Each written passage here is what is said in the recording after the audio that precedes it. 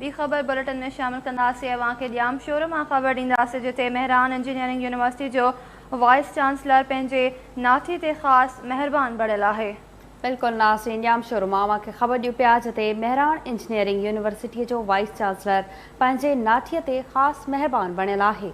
बिल्कुलु नाज़रीन, अहम ख़बर अवां सां शेयर कयूं पिया। अवां खे ॿुधायूं पिया, ॼाम शोर मां अवां ते ख़बर पहुचायूं पिया। मेहरान इंजीनियरिंग यूनिवर्सिटी जो वाइस चांसलर पंहिंजे नाठी ते ख़ासि महिरबान बणियल आहे। वाइस चांसलर पंहिंजे नाठीअ ते ख़ासि महिरबान बणियल आहे। ख़बर अवां खे ॼाम शोर मां ॾियूं पिया, जिते मेहरान इंजीनियरिंग यूनिवर्सिटीअ जो वाइस चांसलर पंहिंजे नाठीअ ते ख़ासि महिरबान बणियल आहे।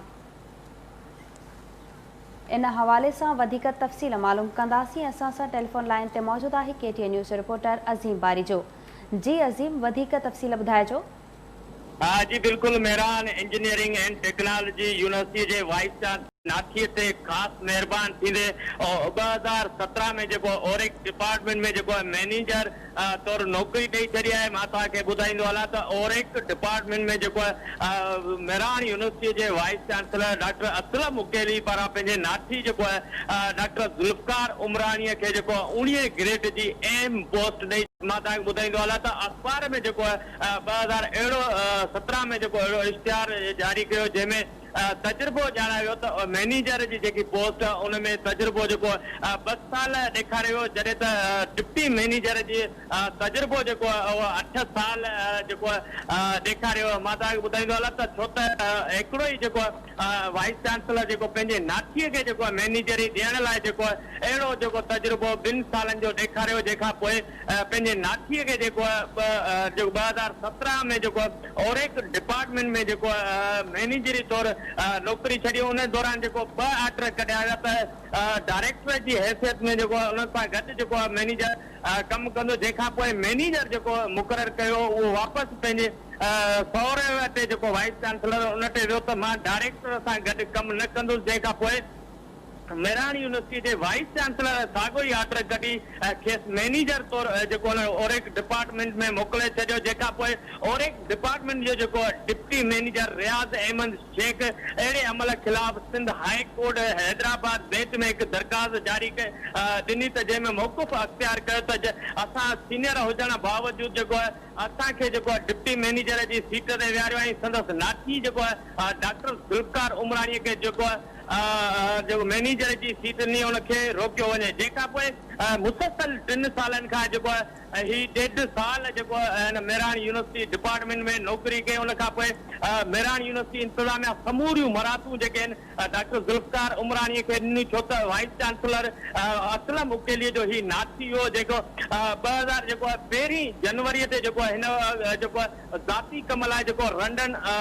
लंडन रवानो थियो, जंहिंखे जेको यूनिवर्सिटी इंतज़ामिया डायरेक्टर फनास रजिस्ट्रार पारां स्कॉलरशिप जा जेके 15 लाख रुपया जारी कया, छो त हू ज़ाती कमनि सां वियो कंहिं यूनिवर्सिटीअ जे मामलनि ते कोन, छो त यूनिवर्सिटी इंतज़ामिया छो त वाइस चांसलर असलम मुकेलीअ जो ही नाथी हुन लाइ करे जेको हिनखे महिरबानी करे, छो त 1.5 साल जेको हिन नौकरी कई, 1 करोड़ खां मथे जेको हिनखे पगारनि जे मुंद में पैसा जारी कया ऐं मुख़्तलिफ़ जेके फंडनि जा जेके पैसा उहे बि हिन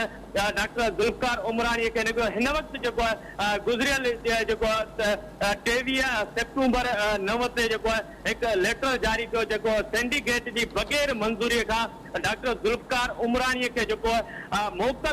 मोकलियूं जेके यूनिवर्सिटी जूं हूंदियूं आहिनि उहो पूरियूं करण लाइ जेको। अच्छा अज़ीम, इहो ॿुधाइजो त छा यूनिवर्सिटी जे फैकल्टी मेंबरनि इन मामले जो नोटिस न वरितो आहे? जी बिल्कुलु, इन हवाले सां जॾहिं यूनिवर्सिटी इंतज़ामिया सां ॻाल्हि ॿोल थी त हुननि मौक़ुफ़ ॾियण खां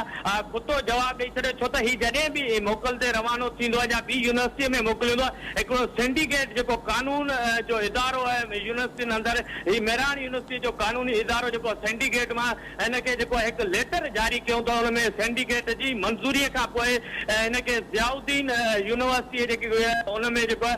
डायरेक्टर तौरु हिनखे मुक़ररु उते कयो आहे, छो त सिंडिकेट जो अहिड़ो इजलास थियो ई न आहे। उन हवाले सां जॾहिं डिप्टी मैनेजर रियाज़ शेख हिकु दफ़ो ॿीहर जेको अॼु जेको हुनखे ऑर्डर खे रोकण लाइ जेको हुन जूं मोकलियूं जेके आहिनि उते पूरियूं करण लाइ हुनखे अॼु हाई कोर्ट हैदराबाद बेंच पहुची हुन दरख़्वास्त ॾिनी आहे, हुनमें मौक़ुफ़ इख़्तियार कयो आहे त हिनखे डॉक्टर ज़ुल्फ़कार उमरानीअ खे जेको रोकियो वञे, छो त हिन यूनिवर्सिटीअ में अंदर ई मोकलियूं पूरियूं करे छो त मेरान यूनिवर्सिटीअ जो वाइस चांसलर जेको डॉक्टर असलम उकेली जो नाठी आहे पूरे तहत जेको सिंडिकेट जो इजलास ॾेखारे उन तहत जेको हुनखे मोकलियूं पूरियूं करण लाइ ज़ियाउद्दीन यूनिवर्सिटी मोकिलियो आहे बल्कि ही जेको मेरान यूनिवर्सिटी जो वाइस चांसलर डॉक्टर असलम उकेली हुजे या डायरेक्टर फनास हुजे या रजिस्ट्रार समूरा जेके यूनिवर्सिटी ऑफिसर आहिनि डॉक्टर ज़ुल्फ़कार उमरानी ते ख़ासि महिरबान आहिनि छो त यूनिवर्सिटी जो वाइस चांसलर डॉक्टर असलम उकेलीअ जो नाठी हुन लाइ करे त समूरियूं मराठूं ॾिनियूं वयूं आहिनि 1 करोड़ खां मथे जेको आहे पघारियूं जारी कयूं आहिनि छो त हिन यूनिवर्सिटी अंदरि जेको बि 3 साल खां मथे जेको कमु कंदो हुनखे मराठूं ॾिनियूं वेंदियूं आहिनि मगर हिन ते जेको आहे ख़ासि महिरबान आहे छो त वाइस चांसलर जो नाठी आहे जी अज़ीम बारी जो तफ़सील ॾियण लाइ तव्हांजी वॾी महिरबानी।